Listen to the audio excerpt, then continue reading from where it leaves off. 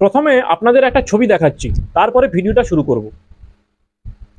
দেখুন এইখানে আপনারা কি দেখছেন, একজন কালো টি শার্ট পরা এবং জিন্স পরা ব্যক্তি, আর একজন হচ্ছে সাদা জামা এবং কালো প্যান্ট এবং উল্লেখযোগ্যভাবে পায়ে চপ্পল পরা একজন। এরা নিজেদেরকে পুলিশ বলে পরিচয় দিচ্ছে, ঘাটাল থানার নাকি পুলিশ হিসেবে পরিচয় দিচ্ছে, এবং আরেকজন কনস্টেবল সম্ভবত তিনি এই যে কালো টি শার্ট পরা লোকটি এবং কালো টি শার্ট পরা আর জিন্স পরা লোকটিকে বড়বাবু পরিচয় দিচ্ছেন। অর্থাৎ বোঝা যাচ্ছে ইনি থানার বড়বাবু এবং ওই যে টিমটা এসছে, পুলিশের টিম এসছে, তার বড়বাবু, এটা বোঝা যাচ্ছে। আমি এই স্ক্রিনশটটা নিয়েছি ঘাটালের লোকসভার বিজেপি প্রার্থী হিরণ চট্টোপাধ্যায়ের ফেসবুক লাইভ থেকে।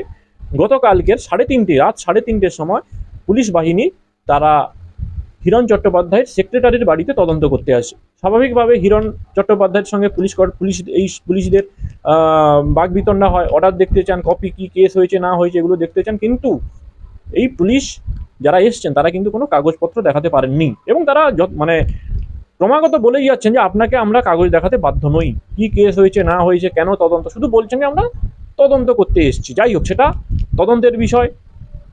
আর যদি হিরণ চট্টোপাধ্যায় বলে রাজনীতি হচ্ছে, রাজনীতির বিষয়, সেটা আমি আলাদা করে বাদ দিচ্ছি। আমি যেটা বলছি, একজন আইনজীবী হিসেবে, আইনের লোক হিসেবে, একজন পুলিশ তিনি একটা চপ্পল পরে তদন্ত করতে এসছেন, মানে এটা ছ্যাবলামির জায়গা। এটা আপনি কোন দলকে সাপোর্ট করেন কি না করেন সেটা তো আলাদা বিষয়, কিন্তু আপনি পুলিশ হিসেবে আপনি কোনো কাগজ দেখাতে পারছেন না।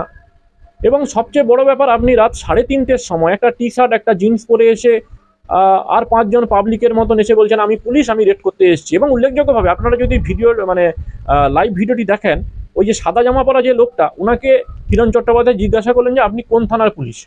তিনি বলতেই পারছেন না কোথাকার পুলিশ। তিনি প্রথমে বললেন আমি এখানকার পুলিশ। তখন হিরণ চট্টোপাধ্যায় বললেন যে এখানকার মানে কোনখানকার।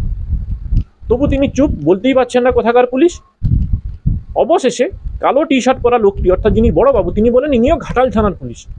তখন বলেন যে এই তো এক্ষুনি কিছু আগে বললেন যে এখানকার পুলিশ, আবার বলছেন ঘাটাল থানার পুলিশ। যাই হোক, এদের সঙ্গে কেবলমাত্র পুলিশের স্টিকার লাগানো গাড়িটি আছে, আর কিচ্ছু নেই। অর্থাৎ লাইভ ভিডিওটা যেটা দেখতে পাচ্ছি যে আর কিছু দেখাতে পাচ্ছেন না। এবং তিনি বাধা পেয়ে ক্রমাগত এখানে দাঁড়িয়ে আছেন, তর্ক বিতর্ক বাক বিতণ্ডা হলো। আমার যেটা প্রশ্ন, আপনি একজন পুলিশ, আপনারা পুলিশ হয়ে রাত 3:30-র সময় একজনের বাড়িতে, এমএলএ হোক, এমপি হোক, আম আদমি, সাধারণ পাবলিক হোক, আপনারা রেড করতে যাচ্ছেন একটা টি শার্ট পরে, একটা চপ্পল পরে। আপনারা পুলিশ তো না কি, আমি সেটা বুঝতে পারছি না। আমি আইনের কথা বলবো, আইনের লোক হিসেবে আইনের কথাই বলবো, রাজনীতির কথাটা আপনারা বলবেন, আপনারা বুঝতে পারবেন ব্যাপারটা কি। তো আমার ভিডিও এটুকুই। রাজনীতি হচ্ছে কি হচ্ছে না সেটা আমার থেকে আপনি ভালো মতন বুঝতে পারবেন, আপনারা কমেন্ট করবেন। আমি যতটুকু বলার ততটুকুই বললাম, যে এরা পুলিশ হিসেবে নিজেদের পরিচয় দিচ্ছেন, অথচ একজন রাজনৈতিক ব্যক্তি হিসেবে ব্যবহার করে চলেছেন। এবং তাদের দাঁড়ানো, তাদের কথাবার্তার যে স্টাইল, তাদের ভিন্ন রকমের একটা কথাবার্তা। আপনি ওনারা যদি রাস্তায় হেঁটে যান বুঝতেই পারবেন না যে ওনারা পুলিশ বলে। আর আপনারা তো রেড করতে এসেছেন 3:30-র সময়। তাহলে আপনাদের এইটুকুই কি ট্রেনিং হয়নি যে ড্রেস পরা বা পুলিশের যে প্রপার ড্রেস সেটা কি আপনাদের নেই?